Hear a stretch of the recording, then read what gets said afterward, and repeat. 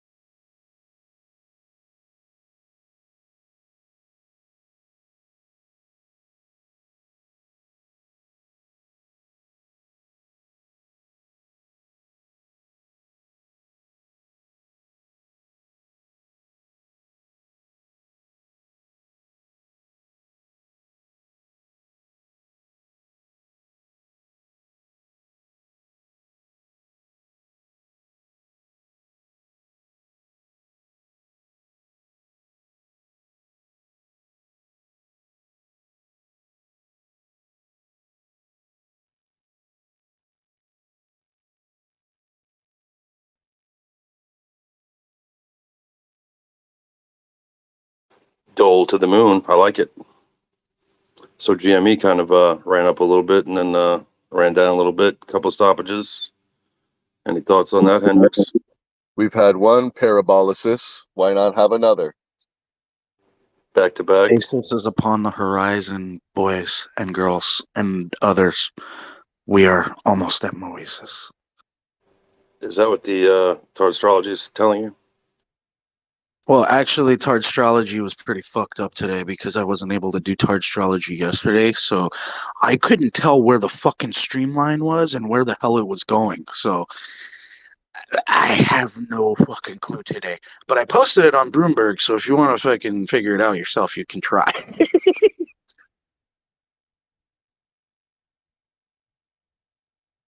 Very important and strong news. JP Morgan Chase came out and upped Carvana's rating from underperformed to neutral.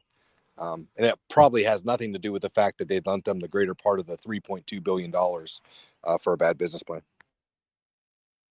And Carvana is up about 11 to 12% today so far for it. Good day to buy some puts. They do report Thursday again, so just to remind everybody. What was the reason they went up? Okay. JP Morgan Chase changed their rating of the stock from underperformed to neutral. And it has absolutely nothing to do with the fact that JP Morgan Chase was the larger percent of the $3.2 billion that JP Morgan and Citibank lent to Carvana to buy ADESA Auto Auctions.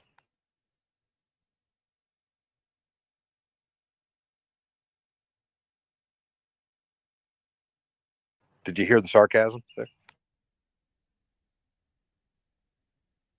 Yeah, I was able to make it out.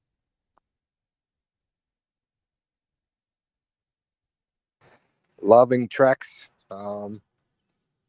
They were down big time after earnings, about an hour after earnings. They finally dropped down. They're going up a little bit this morning. So I will be getting some tendies probably at open on some of it or half of it, hopefully.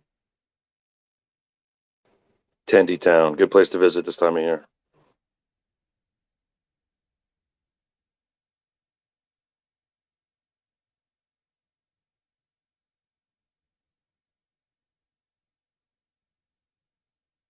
Anybody want to start us off with some plays? Topic of discussion? Where do you guys want to go? So I have a question and maybe a play to follow. I think I've said this play like 1,000 times, but When the Federal Reserve calculates CPI, do they take the last barometer or the last day of the month to mark it as the CPI for that month? Do they take an overall average or a moving average over the 30 days? Any opinion on that, Artie? It's not always the end of the month. It's definitely a point in time when they're collecting all the data. So they could use the data to skew their bias towards what they believe it was at that given month. Keep in mind, well, they're not intentionally trying to skew it necessarily, at least according to the published method. Published method is just to take a snapshot during the month and then use that as the basis to calculate the CPI for the month. Mm-hmm. But that snapshot could range within days, which could potentially sway it one way or another. Not by a large margin, mind you, but do the price of eggs move more than 5% over the course of a month? No. Yeah, so for the most part, it's a relative nothing burger. All right, fair enough. Okay, yeah, I'm just I'm looking at puts for today, going into tomorrow's talk for rate hike. That's all. Today and tomorrow is the Fed meeting. I want to let everybody know that I looked at the Cleveland Fed yesterday, their forecast. They are forecasting core CPI to be around 6.58, which is almost in line with the core CPI last month. So there will not be an increase. Also, it looks like with the CPI comes out on the 13th, so they're looking at those numbers. So I think with that meeting tomorrow, my guess is that they come out and have more of a wait and see look, but they are going to raise the interest, the rate without a doubt, and they are meeting in December, and they will raise that rate. I just think they're going to have a question mark about the future after that when they speak, but that is my opinion, and that is not advice.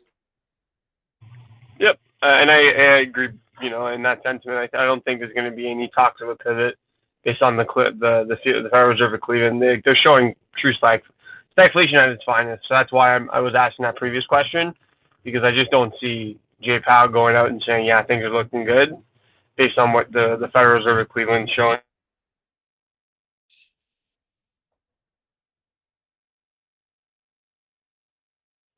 Well, if no increase in CPI, wouldn't that flatten out the speed of rate hikes? Yeah, I think their tone will be more dovish. I think that will give the market substantiation for what's happened over the last 7 days of increases since that Wall Street Journal article. That is my opinion with it. CPI then on the 13th, and the elections are all big catalysts in the next couple of weeks. But I'm of the opinion that we see positive days through Thanksgiving.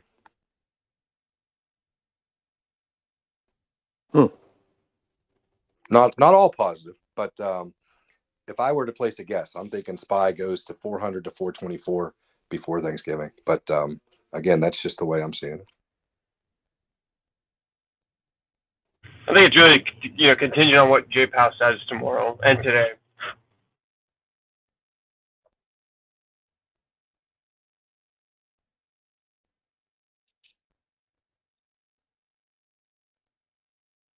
Any other plays? Just another update on the play that I did so far.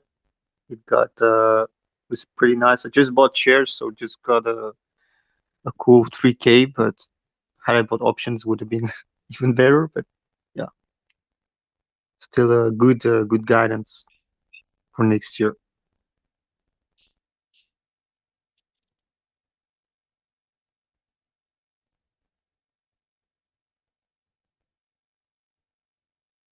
Hey, Sad, I wanted to let you know, thanks for the idea on which Trex option to play. I think that was a smart one, and that helped. So thank you. So you bought and played? Yeah, I bought the $50 puts, and so far they're doing well. Nice. Congrats. C recommended. What do you got there? Oh yeah, Hardy mentioned the I bonds yesterday, and I just wanted to say I feel like the APY for Robinhood might be slightly better just because it's a little bit faster to move your money around and it's not turned up. So Hey, I mean, I Steve, think it's you're very breaking up. You're breaking up there. You want to tighten up that microphone or background? I'll follow up in the comments. Okay, thank you, sir.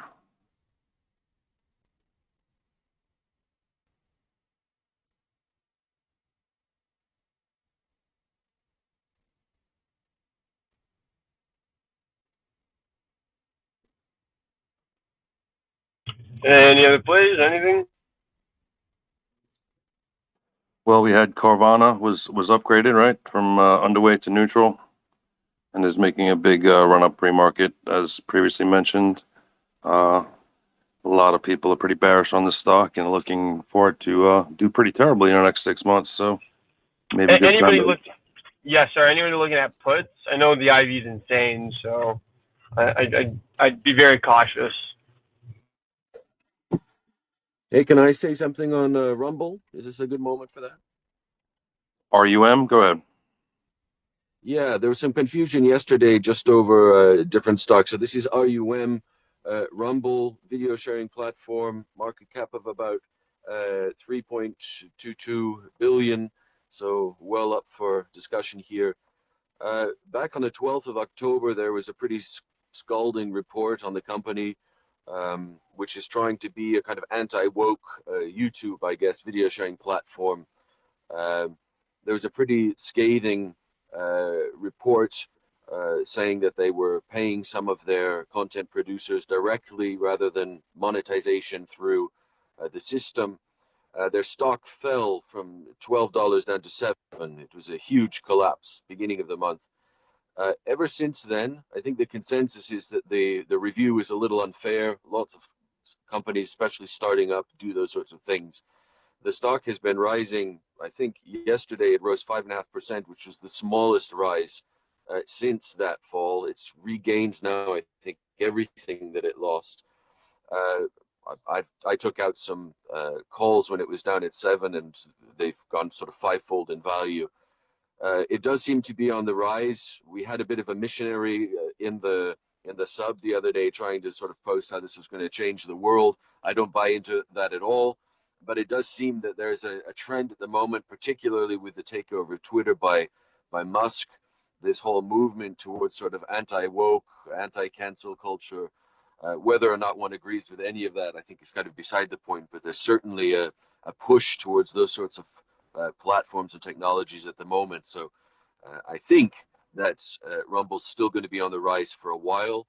I don't know how much higher it's going to go in this current. It's been quite amazing these last 2 weeks, but as it's now back up to kind of where it was before, if it goes beyond that is an open question. They've just released some new ad platforms for the service, so optimistic and maybe some future there for people on the calls. You think that they might be an acquisition target for Elon Musk? Well, that was kind of my thought, especially as I saw Doge going up, skyrocketing right around the time of the concluding of the Twitter deal. The platform itself, Rumble, looks to me to be basically just YouTube, at least saying without the censorship. The technology looks pretty standard. So whether or not it's worth acquiring, I don't know. It was given a huge market cap when it started, valued into the billions. So it's really possible. It certainly could happen.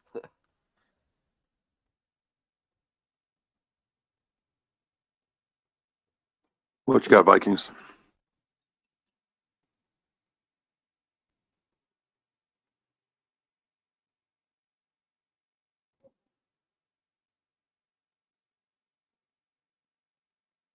Currently nothing. Crickets, long Sorry, crickets. Go ahead. I didn't hear the question. Sorry if it was at me. Oh no, I think we heard your opinion for sure. So I'm not too familiar with Rumble, so they're more inviting to the Alex Jones types. Is that what I'm hearing? Seems to me, I'm not big on that mindset myself, but that does seem to be kind of the I mean, they bill themselves as impervious to cancel culture, whatever that's supposed to mean. But yeah, I do think that they're aiming a bit more towards the right side of things, politically, not meaning correct here. And again, whether or not one agrees with that sort of outlook, there does seem to be quite a bit of movement in the market, in society, for that, so that there could be some profitability there, even if in the end the company doesn't, go the long haul. What company was this? Rumble, ticker Rumble, RUM. RUM. Thank you. Can I say just one thing on Credit Suisse as well while I'm here? Is that all right? Sure. So it's ticker CS, Credit Suisse, which I think everyone knows had a really bad Thursday, reporting billions in losses. The thing that I think didn't get noticed with that announcement, which actually was foreseen, and the losses were not as bad as had been projected a month earlier. They also did a lot of corporate restructuring that was announced on the same day, separately. And that, I think, was more important. Everyone knew the losses were coming after all their scandals and lawsuits. Some of the lawsuits got thrown out, so they're not facing them anymore. I just draw attention to the fact that the stock has been going up by sort of 5% daily since then. So they knocked off, I think, about 20 or 21%, if I remember right, on Thursday. But already, I think, back up 10 since that time. And it was trading, the last time I checked, it was trading positive and aftermarket as well. So just in the long haul, I mean, it's an established entity. It's a bank for rich people in Switzerland. But with the restructuring, it does look like they might get back into positive territory, at least as far as stock and investment options go. The rich will get richer. Exactly. I had something on Amazon last week as the stock plummeted. I don't know if some of y'all noticed or not. These past couple days, Amazon has been unloading a lot of their dog shit items at literally relatively very cheap prices.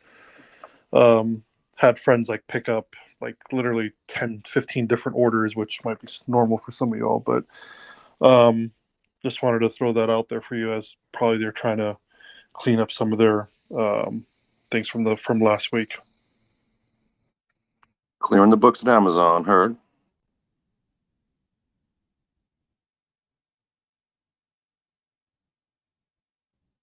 Well, just on Amazon, I feel like the competition is gonna be even tougher going forward.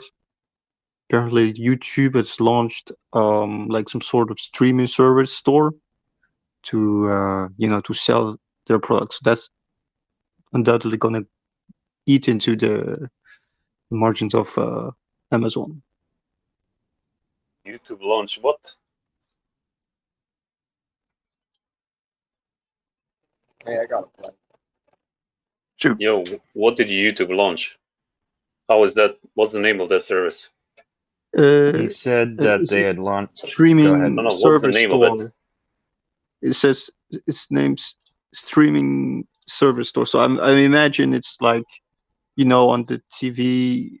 I haven't seen it yet, but I don't know exactly what it is. I think it's like on TV, those infomercials, those 24/7 commercials where they show you stuff, and I think they can streamline it so that you can click on a button and then buy the stuff. I think that's how it would work.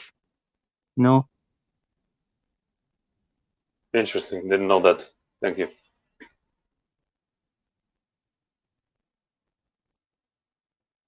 Anyone buying puts today on SPY? And Carvana. Wouldn't you want to wait to buy the SPY puts till tomorrow, or is there another meeting I wasn't aware of today? Well, we're up 1% free market. I'm probably going to buy puts 1 hour in personally, but I'm already have an open position on puts, so I'm essentially expanding my SPY put position right now. But I am going to hedge with short-term SPY calls. So the puts are going to be probably December expiry. The calls will probably be 2 weeks out. Gotcha.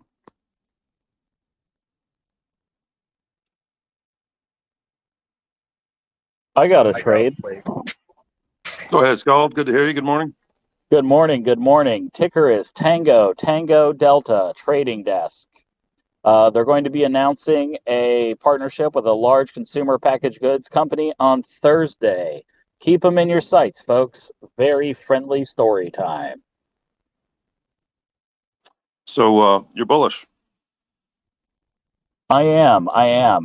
But I do think being such a large company and having a $26 billion cap, that this might only move the stock somewhere between 1% and 3% on the day. I do think that it's also going to be heavily subject to the Fed's fund rate. So I'm not making that trade just yet. I'm going to wait and see the aftermath of the Fed, and then I'm going to make the trade on these guys. But just keep an eye on them. So you're looking at calls, monthly? Potentially? Yeah, that's right. I just want to wait until the Fed stuff is priced in, and then I'm looking at buying monthly calls after that. You heard it here first, people. Friendly advice. TTD.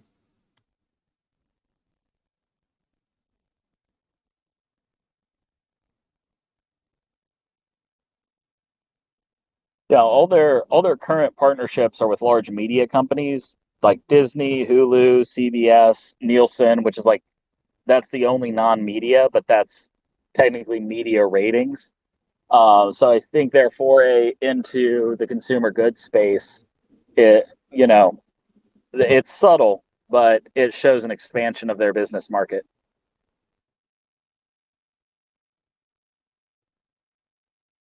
There was an interesting post. If nobody has anything to add on Scaldi's take, does anybody have a comment or? I'm going to keep my eye on it. I'll take that as a no. There was an interesting post about the Airbnb. They have the earnings today, and somebody made a post about it that the director and the owner sold 30 million of his shares just yesterday, actually. No, a couple days ago. It was reported yesterday. I thought it was during the last quarter. No. It was on 27th. And it was reported. It was reported yesterday.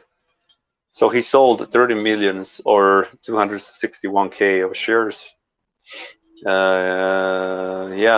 In this month alone, he sold around 500,000 of shares, which comes to 50 million. Airbnb reports today, and I'm dying to see what happens. My logic is, because I work in the industry, that the tourism season was the best ever. I mean, at least in Europe, it was the best ever. Although, to be fair, Airbnb is not the main player in Europe. It's Booking, Expedia, but they also hold a certain amount. But I don't get it. There are so many put options, and so many people are shitting on Airbnb. I'm really interested in what's going to happen today. I don't know if anybody bought puts. I know we talked about it. The issue, what I've heard is that there is a large, essentially gap in American bookings that people are reporting going into November and forward. So it's like bookings have disappeared. Because there's so many people on Airbnb. Yeah. No, I mean there could be like a lot of confounding issues, but I think that, and it's not even on season, right? But a lot of these bookings also represent extremely over leveraged, owners. True. In the States. True, but that doesn't affect Airbnb. They would put the prices down because they're over leveraged and they need the money, right? Right. But I had the same thesis that there's just I heard about that too, that there was just a massive shortage in bookings and this and that, and that this, but that is from the property owner's perspective. It doesn't necessarily mean that Airbnb's bookings are down, even though they're saturated with places to book. Right. It hurts their growth, though, is the idea. But not really. You're talking about these Because homeowners or the property owners being over leveraged. What happens if the house gets foreclosed on and then they lose properties that they can have booked? Real estate crash. No, but he's talking two different things. So what Hendrix asked is, what Henry said is basically that doesn't affect Airbnb because it doesn't. Like, it doesn't stop their growth. The more property that they have on the platform, the more reported new partners they can present to the investors and etc. Like we just said, summer. Like this queue is summer queue. Like if they don't report good earnings now, like they can close down the company. Like that's just my opinion. They're going to report a great earnings, probably. The idea is that like forward-looking guidance might be very bad. That's the fear. my bet is that they don't even talk about it in the earnings, about how many listings they have that aren't booked, because it really isn't part of their business model. They could have 1 million.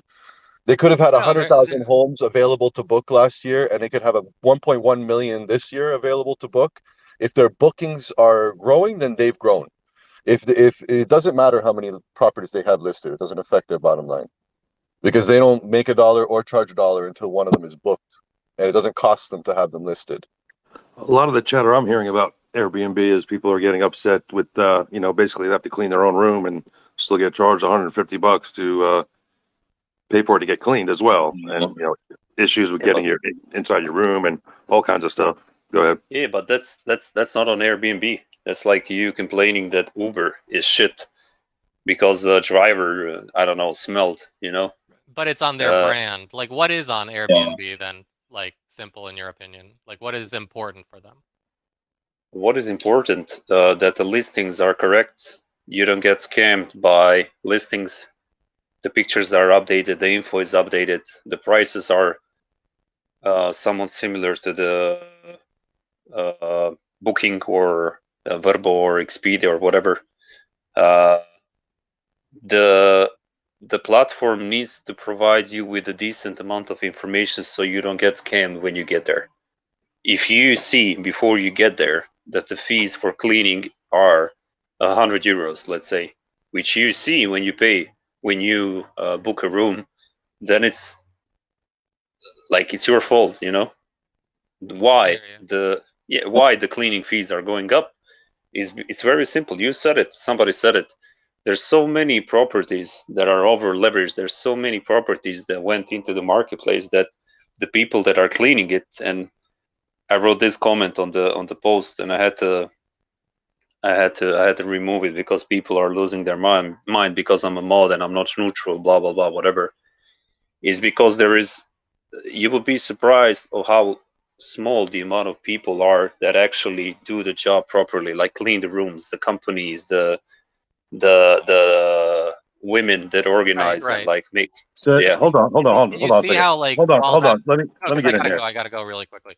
Can you see how like that might be their response? Like that might hurt their brand, regardless of whether or not it's their responsibility. You know what I mean? No, but the prices go up because people are not cleaning their own rooms like the property owners. They want to make a business out of a platform that was supposed to be like a hobby, a side hustle. Yeah. It's not. Speaking of side hustle, you got a lot of these property owners who are actually doing the cleaning themselves and charging you $150. And if you don't actually do the cleaning yourself, they're still charging you, and they charge you extra if you don't. Yeah, but that's on them. I wanted to add something about that. A lot of people see that there's like a 100 euro fee for cleaning, and they're like, okay, that's fine. But what they don't understand is that then when they get to their Airbnb, like, and they check in, there's like a sign that says, you need to mow the lawn and you got to do all the dishes, and then they do all that stuff they weren't expecting, and they still get the $100 cleaning fee, and like that's when people are super pissed. So That's it's not just that they agree to it. That is 100% that on Airbnb, and you should report that. And that's up to them to, to remove that person or talk to them. Man, they're just as much of a joke as Meta is.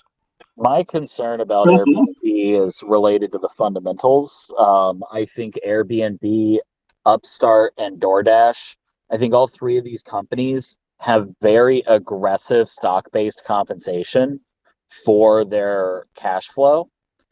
And whenever I see really aggressive stock-based compensation compared to cash flow, it just reminds me of some companies that went bankrupt. And it just concerns me when I see that kind of thing. When it's like, oh, we're giving out like tons and tons of shares, and that's devaluing the share value and hurting investors. And then you have things like what just happened with Airbnb, where insiders are selling, what did you say, Simple? $30 million 50. worth? Yeah, 500K worth of shares, but that's the owner. Yeah, But I thought, 500K. yeah, But that was just a regular, what? That was a yeah, regular Monday shares. for him, right? Yeah, no, that's the Yeah. shares. That's not the amount of money that he got for the shares. The amount of money is 50 million.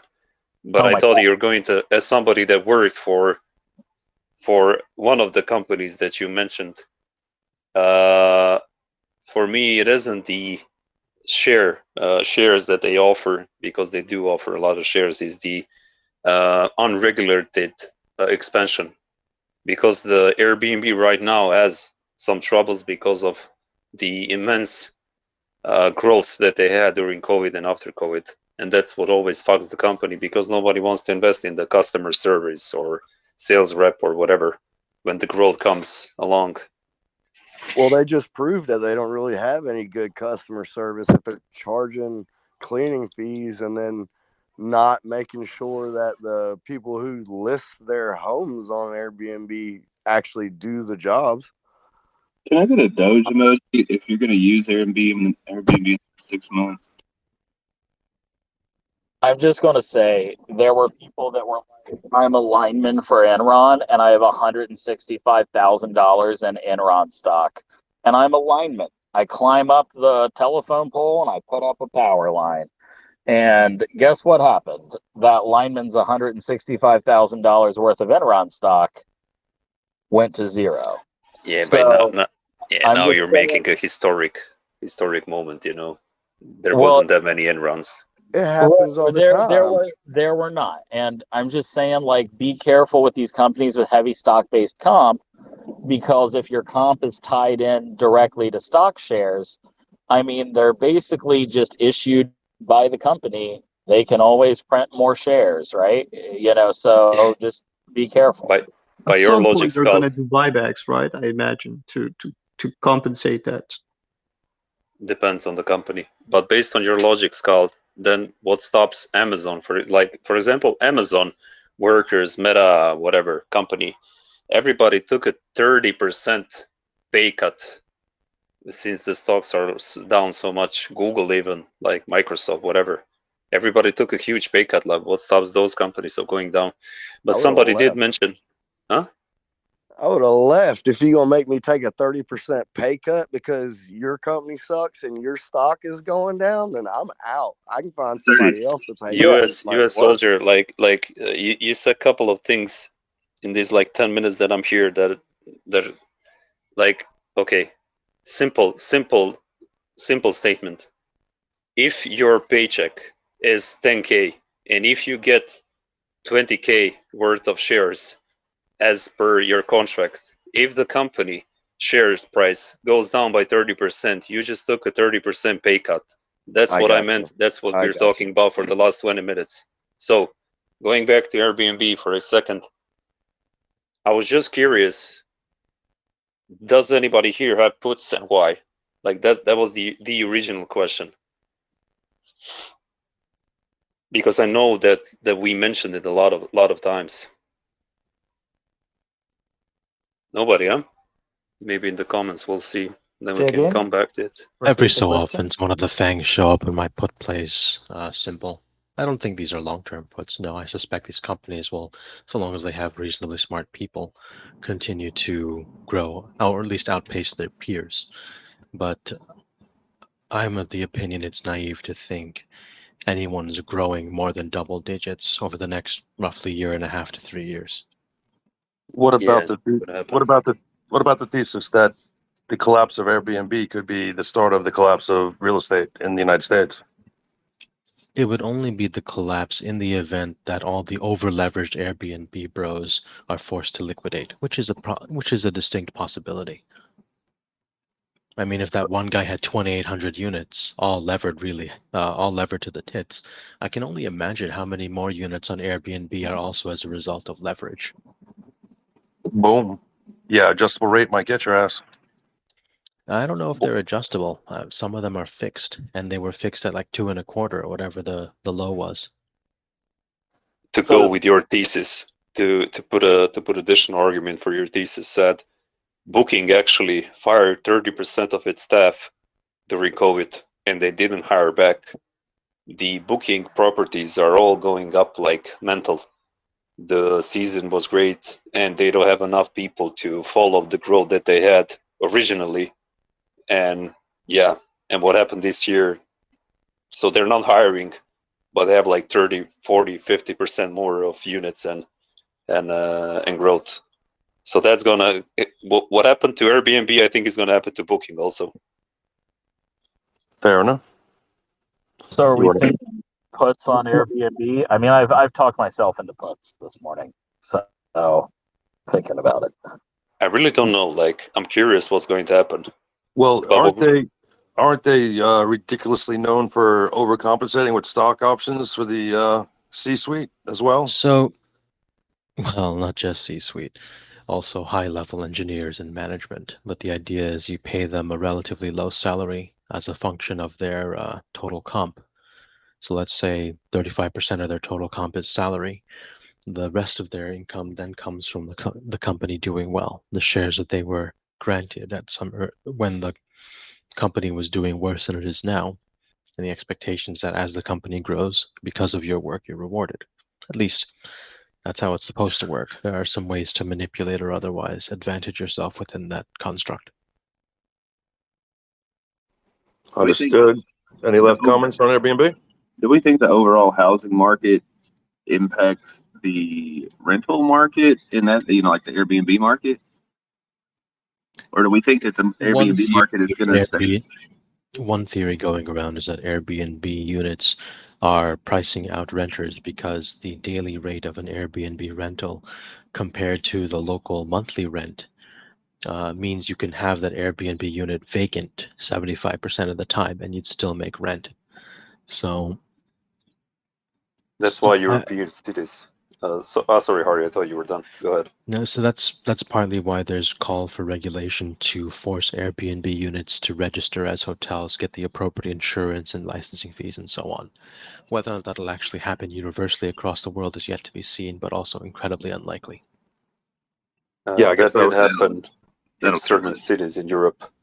You can have an Airbnb in strict centers, so Barcelona, Paris, and stuff like that. So in the States, that would come down to lobbying, right? Yeah. It would. And also Mr. Desmond is with us. I'm not sure if he accepted the invitation to speak. What about states hotel, like at least in my state, there's a hotel fee. And in a lot of states there's a hotel fee. Are you saying the states are just willing to leave that tax money on the table because it's an Airbnb? That seems like that doesn't seem like that's going to stay forever. I'm going to put one more statement out there just to see what people think. What really grinds my gear is how people are forming an opinion on the Complete Act app based on their, I don't know, initial or one-time deal. So if I had a bad experience on Airbnb because of one renter, I'm gonna hate the app for the rest of my life, and it's not even the fucking app. Like, there were a couple of people today that said that exact statement in other words, and I always find it hilarious. Like, oh, I hate Uber because, yeah. The perception is that, whether or not this is accurate or not, the perception is that Airbnb should be doing a better job of vetting these people and checking out these profiles than they are. I mean, I had an issue with Verbo, which is owned by Expedia, so it's a whole different shebang, but that one was completely on the company. Yeah. That one's completely on the company. If I go to your Walmart and I buy a pack of meat and the meat is rotten, like, am I going to lose my mind on Walmart? Like, I should have seen that the meat was fucked up, and I'm going to come back and you say that, but people do that all the frickin' time. So whether or not it's legitimate or not, they will find reasons to do it. And then specifically in the United States, people are going to buy that meat, say they got sick from it, and then try to sue Walmart. Yeah, No, I understand. we know you're in Europe. You're in the United States. We do things differently. It's the worst possible way. I just put a statement on there because, like, I've seen that the emotion that people put into simple, like, I don't know, like thinking, is the app good or not? Is it growing or not? Oh no, I had a bad experience. Fuck that shit. I'm out. I think we've said all that needs to be said about Airbnb. True. Agreed. If I may, Can I come in with another ticket? No, go ahead. Go ahead. One thing I don't think we're considering is I rented an Airbnb for 6 months 2 summers ago because the lady had the house as an Airbnb and then the HOA shut her down, saying that she couldn't do short-term rentals.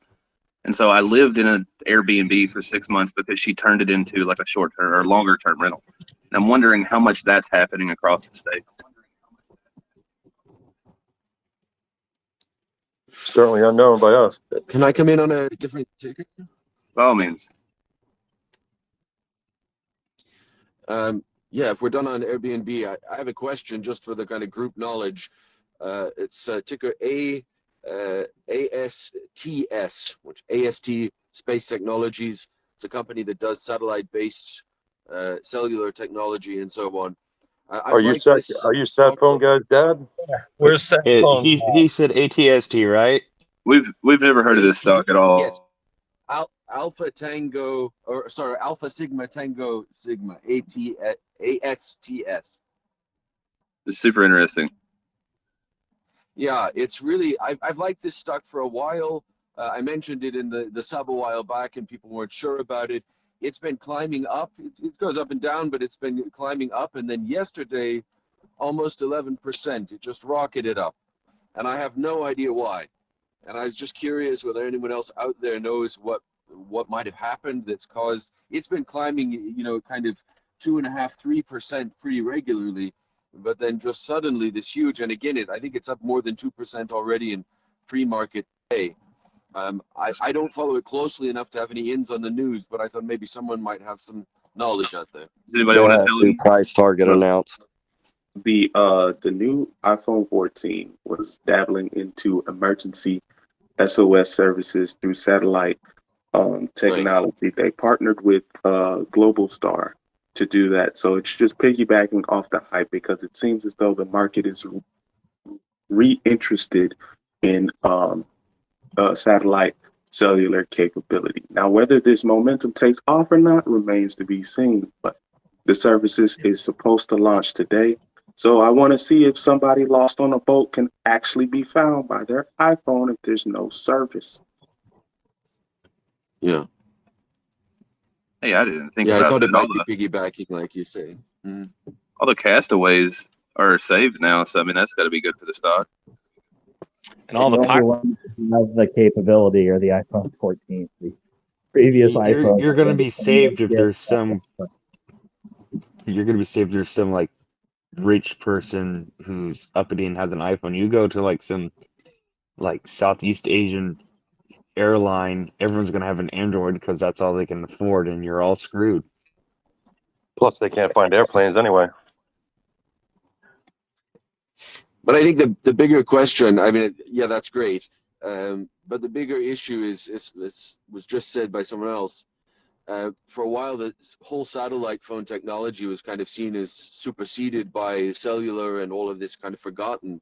And there does seem to be, it's not just Apple. I think there is already, T-Mobile just did something the month before Apple did, if I remember right, kind of trying to bridge this gap with satellite technology. So I do think that there is something in the air, and that moving forward, satellite technology integration is at least for the moment, seems to be a rising star for these companies. I agree. If it's going to take off or not, who knows? but Fuzzy, there seems to be movement for I'll now. encourage you to come back more often. We've talked about this stock in depth and at length. 2 weeks ago? I think 3 weeks ago. Did we? Yeah. With the increase in lower orbit satellites, sat phones could be becoming a burgeoning industry, but I don't think it's going to be anytime soon.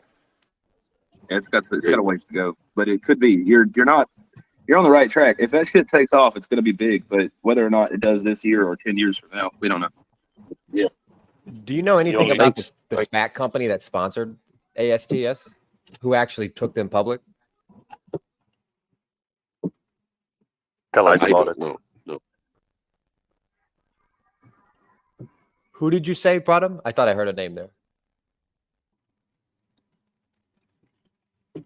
The SPAC was called New Providence. Why do you ask? Thank you. I'm just curious who funded. Essentially, those SPACs were funded by a company, basically, and so they have backing outside of sometimes. The original ticker was NPA, November Papa Alpha. If you want to look that up. The main question that we Edgar filings. The main question that we ask our satellite man, who had a very lengthy conversations with us about this, is who is going to use the satellite phone. That's it. That's the main question always. Well, or what technology is a satellite phone using that can be adapted for other devices? I think would be the more thing. Are they using something outside of just the phone itself? Is there an underlying technology that they're utilizing that could potentially be better and utilized for a variety of different things? Just to give you a little bit more insight, at least from what we've been told on the terrestrial side of cellular communication, they're supposed to be expanding what the satellite coverage is able to do. So for right now, it's just for SOS, like I'm talking about, dee, I need help type shit. But they want to eventually move to text message and video. How long it's going to take them to do that? I don't know. But Are you saying that we're communicating with satellites with Morse code right now? Basically, very, very low amounts of data. Yeah. So, like text, basically. Not Maybe even. audio. Less than that. Well, that's shit. Yeah, they are really just kind of getting a framework together and getting all the approvals for all this type shit. But yeah, eventually they want to do text and video and all that good jazz. Now, how long it's going to take them to deploy that technology is going to be the ultimate question, because the satellite network looked like it can expand the terrestrial network, so that way, no matter where you go, you'll have signal. I didn't know it was there, and just based on what I know about technology, I'm gonna say that financially, you guys are not looking at a play, at least until they can reliably send pictures. And if they're only at like 56K right now, then y'all are on a long fucking Watgeek. What's important, Watgeek, is figuring out which among these satellite companies will be the dominant provider in the space. It's sort of like what happened after Standard Oil was split up. All the component companies then did their own thing, merged, remerged, did acquisitions, did well, did poorly, etc., but ultimately consolidated. You could also say the same for airlines over the last 35 years. I mean, so it's on you. It's on you, Watgeek, or whoever else is investing, to figure out which of these satellite companies will become the dominant player in 15, 20 years. Isn't it essentially the same thing as trying to figure out if Comcast or AT&T is going to be the main ISP from, like, if you're sitting in 2010 or 2005 trying to figure out if it's going to be Comcast or AT&T, we're effectively doing the same thing, right? Like, we don't know. I don't know a time when we had legitimate competition in the internet space, but you could say the same for the cable space. You had DirecTV versus Time Warner versus whatever the others were. Yeah, I would look for the for satellite technology. I would look for those patents. Yeah, that's a good point. Patents and approvals is going to decide that. What's the market cap on the company? Hold on, Scald, what were you asking? I was just wondering if I could pull us away from the satellite talk for a second to talk about a larger company. Yes, please. You are Okay, boring me awesome. today. Level up, please. So Uber Is the misses earnings market by going to be up or 59%. down today? All right, So don't interrupt people, please. Uber misses earnings by 59%. It's up 13.5% pre-market. My puts are wrecked. I mean, who else is with me? I mean, what the hell's going on here? They completely whiffed on it. Why is it up? The CEO was on. Who knows the bull? The CEO was on Squawk Box this morning. Scald. A lot of their negative was the readjusting of investments. They lost money on investments. As they claim it's not on their business model. And a lot of times with these bad companies, any type of excuse, especially in a uptrend, are going to trend upwards. And after the uptrend, let's buy more puts. In fairness, what are they investing in it then? Yeah, that's all they said. I haven't looked into the quarterly report yet. When I do, I'll let you know an update. But quite frankly, that was the excuse that Squawk Box said that was in their earnings release that told them exactly what was going on. They didn't even say bad investments. They just said remarketing of investments or readjusting the investment numbers. So they sold. Did Kramer have a take on it? I would hold in there, Scald. I think today's a fake. They're just trying to get their losses back. I don't know what the fuck's going on. Most of the it looks like the reason why they missed earnings so greatly was that they had a large one-time expense which had to be booked against regular income, and that one-time expense is going away. Something to do with stock-based compensation. So I think they just announced a new RSU plan for employees. Well, look who's getting away from stock-based compensation. Great. I have a index. Go ahead. I have an index play.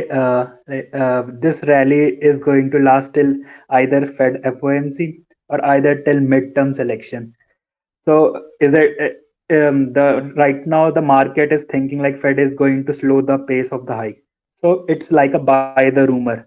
And when it will be official that Fed will slow the pace of hike, the markets are gonna dump. Either this scenario or the scenario that before the midterms the market is gonna go up and after that it's gonna crash. So by the end of the November 2nd week, the bear market rally, this three will be topped out, and after that it will go straight down to 3200 minimum by January end. So what you can do, either you can start building your short position on index. So the levels are 3913, 4005 and 4150. So basically you can buy SQQQ and SPXU, these two ETF to short the S&P 500 index and the Nasdaq index. So you're averaging. You're going to average down into January. Is that correct, Desmond? So only till November 2nd week, because after that the rally should be finishing, and then my shorts means my puts may be starting. Shorts inverse ETF should be showing the profit. You're just so that I'm clear. You're saying after this week we're expecting it to go down, right? By the end of November 2nd week, the market should go down. I'll take the inverse on that one. What are my odds? So November 2nd week. Basically, my theory is that we know the November 2nd week is a CPI week, and November 8th are your midterms elections. Desmond, you broke up. Desmond, you broke up. Can you repeat? Week ending the 11th is what you're saying, Desmond, I believe. November 2nd week is a CPI week. So either it's going to be something in CPI, or is it going to be November 7th, just a day before a midterms election, or the midterms election itself, that the market is going to start dumping. And this the move will be so like a massive move. Like VIX will climb to 40 in January, and this is all because the earnings of the stocks have started decreasing. Means they are showing losses and that all. So what happens is on January you will get those earnings misses, but the estimates get priced in the December month, and the very first bear which positions early, they start building the short position in November. So basically, this is how like that is calculated. Like, which month will we start going down? So to So reiterate what you're saying, Desmond, there are three catalysts for the market rally to end. The first is the Fed funds rate being announced on the 2nd. The next one is the election, which will happen November 8. And the third catalyst is CPI coming out November 10. Some combination of those three factors are what you think will lead to the rally to stop and a large sharp drop to happen for the end of November. And so what you're doing is you're averaging into SQQQ and I believe SPXS, which are the inverse 3x leveraged ETFs in anticipation of the drop. Did I get it correctly? yeah, you're correct. And by the way, that is SPXU, not Thank you. SPSS. SPX. Okay, so Sierra Papa X-ray uniform, SPXU. Yeah, and basically the logic behind this, like in October we got our bad earnings, but in September the market started falling. But in August 15, August 16 was basically the top of your bear market rally too. So in that same logic I'm applying on this. Like January earnings, you'll be seeing those misses. December market will be falling down, and in November basically should be the top of your bear market rally. This current rally. How do you factor in the possibility of a Santa Claus rally? That is BlackRock just announced and said that there will be no midterm. There will not be any rally after the midterms. So I'm just basically trusting BlackRock. So the other Earnings. ticker was SQQQ, correct? Yeah, SQQQ and SPXU. I got one last play when we're done. Any more comments on Desmond's insight? Yeah, I agree with him. Actually, you have to just follow up on the recent EU CPI. Very, very bad news. Very fucking bad news. Okay, for the BCE.